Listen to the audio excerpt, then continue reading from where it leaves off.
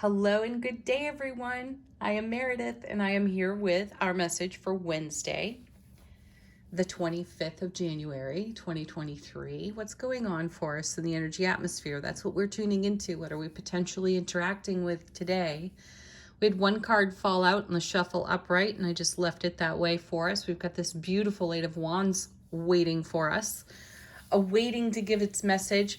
Though before we get to that, the sun is in Aquarius. Happy birthday, Aquarians. The moon is in Pisces. It is shifting signs this afternoon into Aries.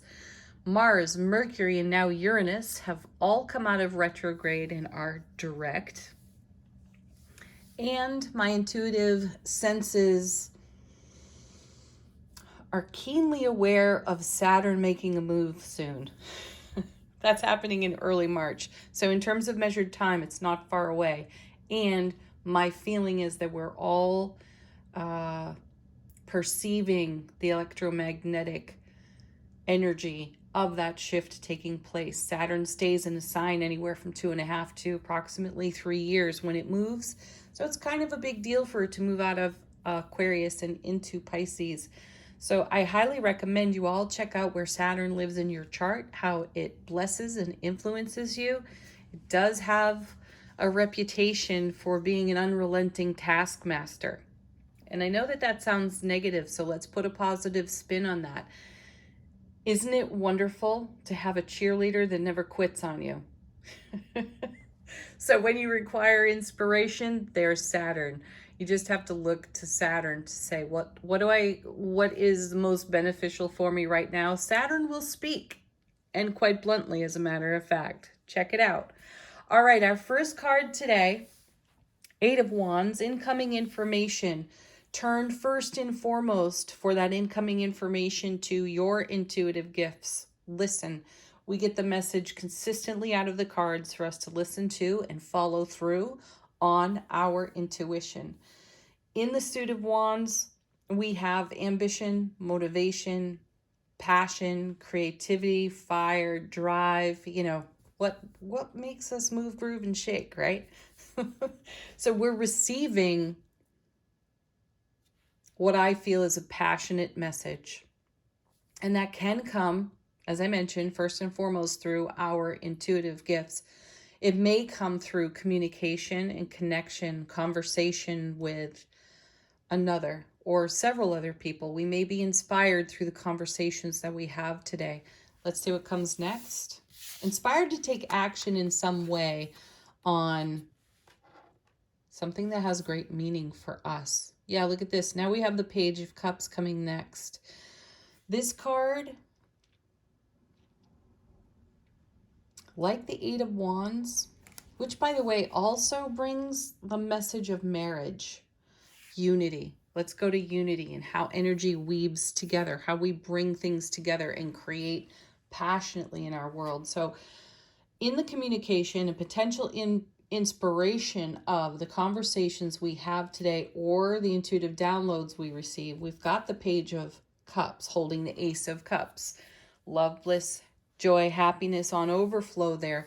The Page of Cups in tarot speaks to receiving an invitation. And the invitation received may be the inspiration that comes off the Eight of Wands. So it doesn't necessarily mean you go to your mailbox and you get an invitation, or you receive a phone call or a text about being invited to something, to attend something. I feel that this is so much more. We are inspired by something that comes across to us today, which can happen in a variety of ways. Even seeing some sort of sign or symbol while we were out in the world going about our business. We may be inspired to take action in an emotionally fulfilling way. So this Page of Cups is also a manifestation card, the fish that we typically see jumping out of the cup. Looks like a whale's tail here. Let me look a little closer.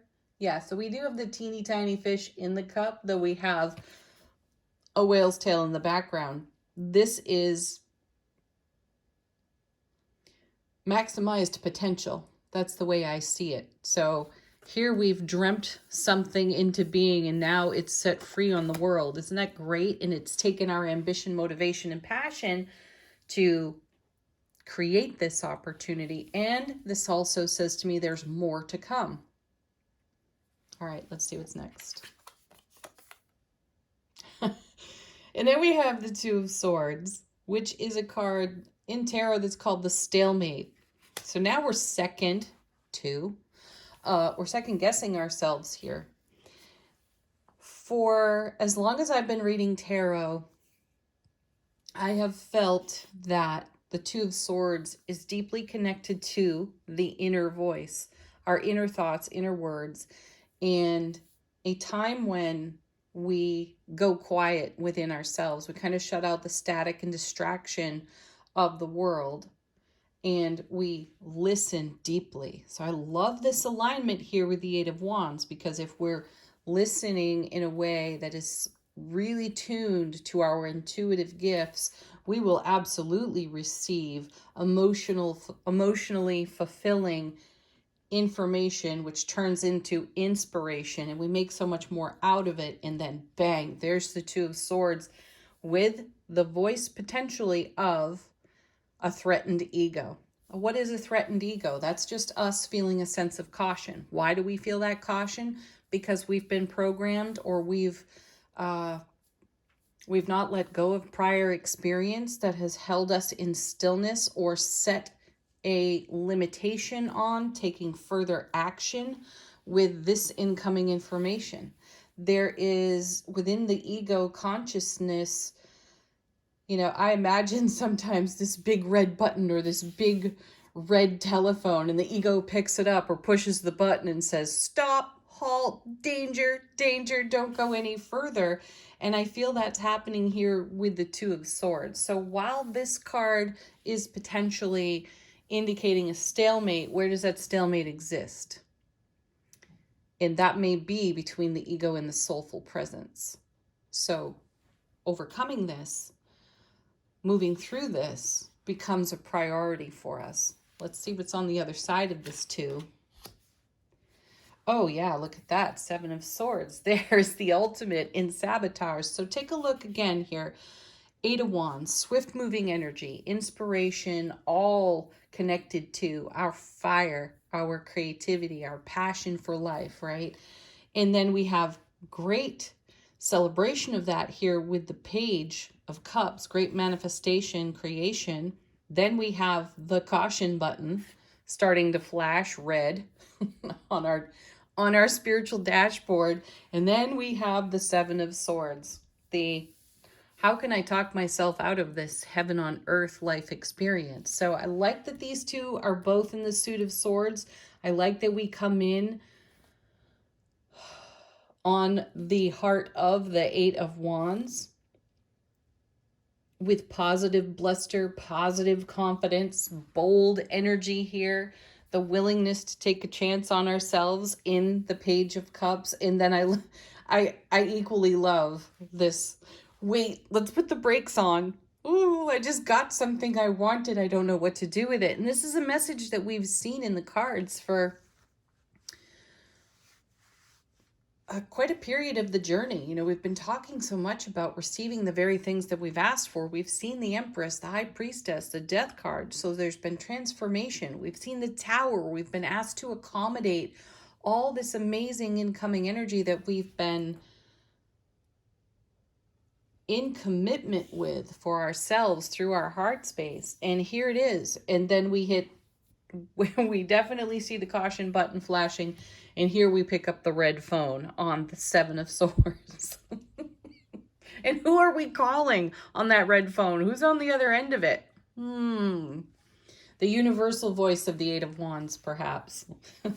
Throw me a lifeline. Help me get over myself. And then we have, beautiful, the Three of Wands. Ooh, I like this. I like this a lot.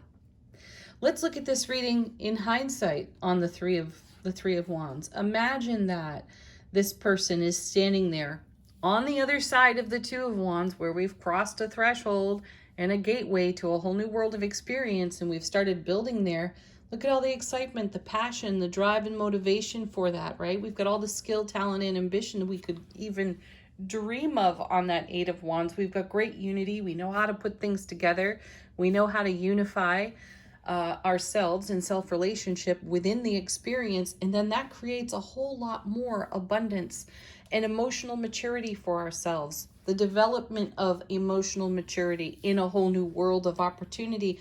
So wouldn't it be simple and easy to go back to the Two of Swords and the Seven of Swords when the ego button flashes and we start to get cautious?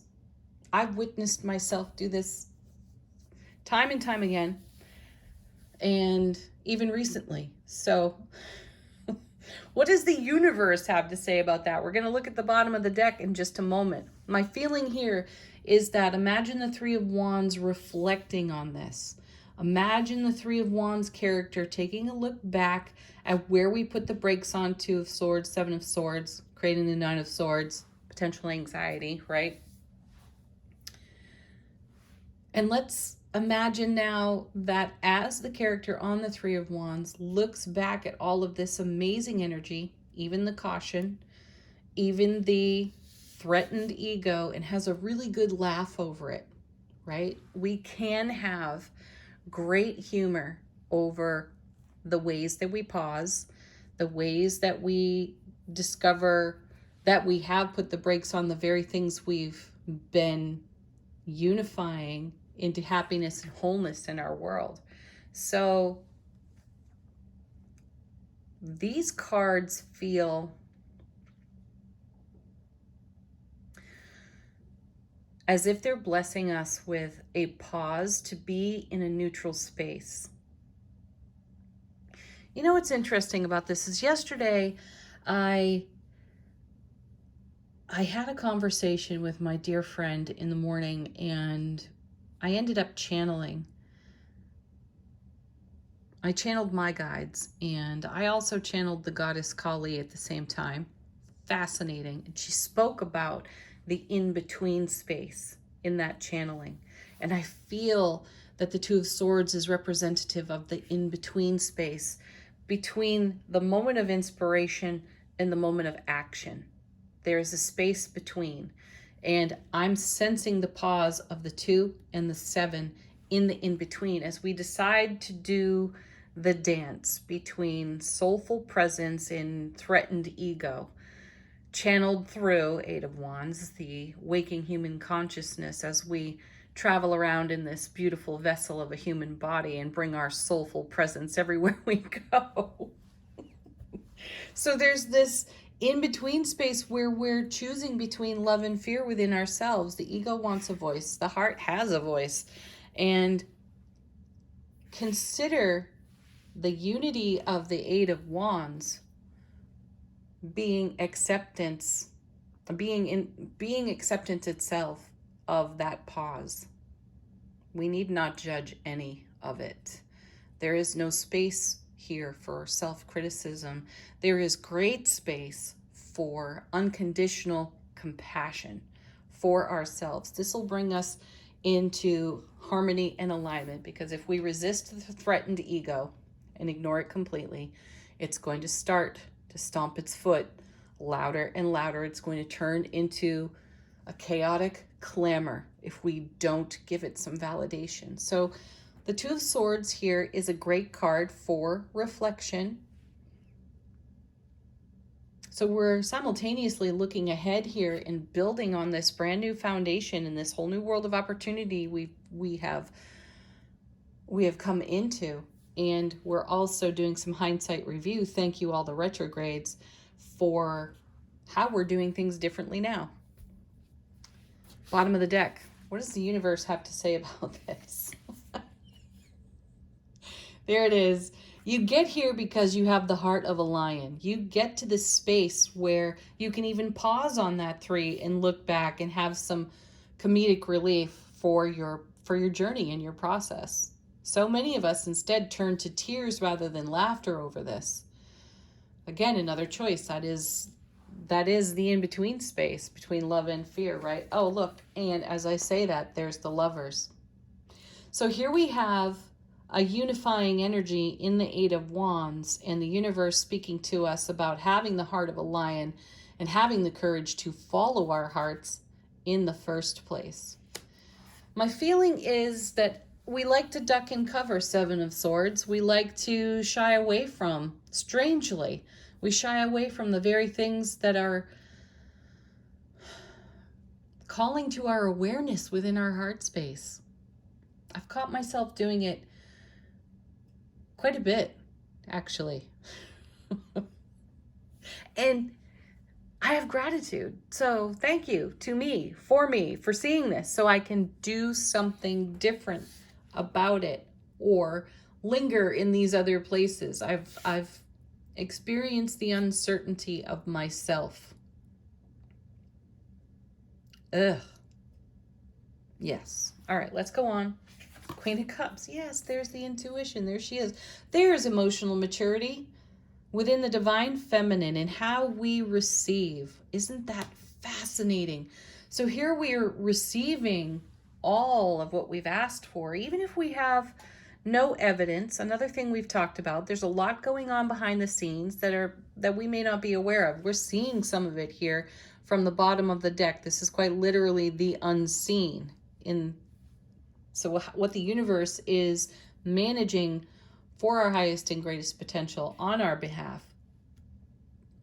The signs, the symbols that we will see will remind us out there in the world as we engage, will remind us that we do have the heart of a lion. We do have strength and courage. We are exceptionally vulnerable, and that is one of the highest vibe energies ever. It's right up there with love and peace and grace, acceptance and gratitude. Vulnerability has the esteem of those other ways of being, feeling, and expressing. And this is something to be celebrated, and the Queen knows it. You don't get to enjoy emotional maturity without having experienced yourself very raw, and then very raw in front of other loving, soulfully present beings, and felt the gratitude, felt the acceptance and the non-judgment. Oh, fantastic. Yeah, let's confirm that. There's the Nine of Wands. So we have the 8, 3, and 9 of Wands present in the reading. We've got some really nice major arcana here too. 9 of Wands, go the distance. And I also sense here that the universe is saying or pointing out to us that our motivation, drive, soulful presence is inexhaustible. Though the human waking consciousness needs a nap every now and then, right? The universe is letting us know we are going the distance. We will succeed. We are coming into great fulfillment, even if this leg of the journey is giving us pause. Then we have, 3 of Pentacles. Because we're building something that lasts, that will stand the test of time. This is such a great connection to the 10 of Pentacles for me, because the 10 of Pentacles is building a legacy, and this 3 of Pentacles is a reminder that in order to build a legacy, you have to build something that will stand the test of time. And that's us. We're building on ourselves. We're inspiring ourselves, improving ourselves all of the time. I'm deciding, should I continue? Yeah. Beautiful. I will. I'll take these. It seems the bottom of the deck wants to just keep talking lately. 3 of Swords. This is connected to my suggestion that we use the 3 of Wands character to look back in hindsight to see even our 3 of Swords. And this is the 2 and the 7 asking us, do you really want to revisit your pain, loss, and sorrow of the past? Or would you prefer to reminisce fondly over it all? That's a powerful incoming message, isn't it? There does not have to be any attachment to the 3 of Swords. Yes, we've all met with challenges. Yes, we've all been courageously vulnerable and judged for it. And it feels like crap every single time. Though, in your self-relationship lover's card, that's not your problem.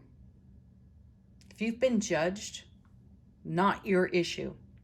It's the person doing the judging. That's their issue. And overcoming that through true enlightenment is amazing. But this is exactly why we pause on the two, why we have some doubt, fear, and worry about the way we create heaven on earth. Blaze your own trail, people, because on the other side of it, this is exactly what the Three of Wands is looking at. We know that the Ten of Cups is here now, and the universe is reminding us of it. So look back fondly, look back with grace and unconditional compassion for your journey, because there's the Seven of Pentacles. It may not, whatever it is you're building in your world, in your realm, that creates a legacy of happiness, joy, fulfillment, emotional maturity, intuitive blessing, it is unique to you. And the Seven of Pentacles lets us know, and we can add that to the 3 and get the 10, as I was speaking about a few moments ago, lets you know that you are always in development and in evolution and creating your own revolution over the Three of Swords, over the Two of Swords. A little rain does fall for us all, doesn't it? How we reflect on that can leave us in a place of attachment if we stay connected to the threatened ego, or we can gracefully validate ourselves, remind ourselves that the Ten of Cups is all in evolution for us. We can celebrate it in the now and create a ripple effect of that energy to pay it forward.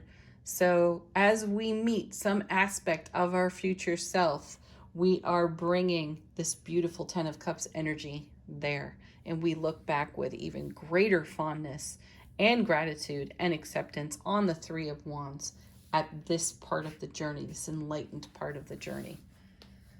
Beautiful. So we have the Hanged Man and the Two of Swords. Both of those cards introduce a pause. And this is revealing to us an evolution of the emergence of our Ten of Cups in the now, even though parts of that are still in development. Whew. Yeah. All right, angel answers. If you have a question, this is your opportunity to ask it of the deck. Receive a confirmation. Oh, cards on the floor. Or a message from your own guides, angels, and ancestors. I love this. Emphatic no. That's what we can say even while validating the threatened, overstimulated ego. We can emphatically say no to that because we're saying yes to the Ten of Cups. And we're saying yes to the Page of Cups and the Eight of Wands and the Lovers. Our inner unity, Eight of Wands and Lovers together in this reading. And strength. So pause and trust. Anything that would erode your foundation of trust is an emphatic no. It doesn't mean sweep it under the rug. It means accept and go onward. And take the very best out of your most challenging life experiences and turn them into the fire, the fuel of your passion. Because here's one of our favorites. This creates big happy changes for us. Next. Ooh.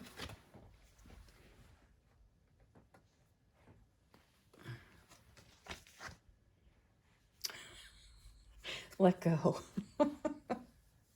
Yeah, let go. Let go of your Three of Swords. Let go of your Two of Swords when you're good and ready, with validation, with grace, and unconditional compassion yet again. Okay, Elemental Oracle, we're picking one right off the bottom of the deck. Lake, depth, yeah. We're rising from our own depths. Can you imagine what it feels like to have the air touch your skin when you've been underwater for a long time? Imagine, oh wow, that's so cool that I picked the mermaid tarot for the message.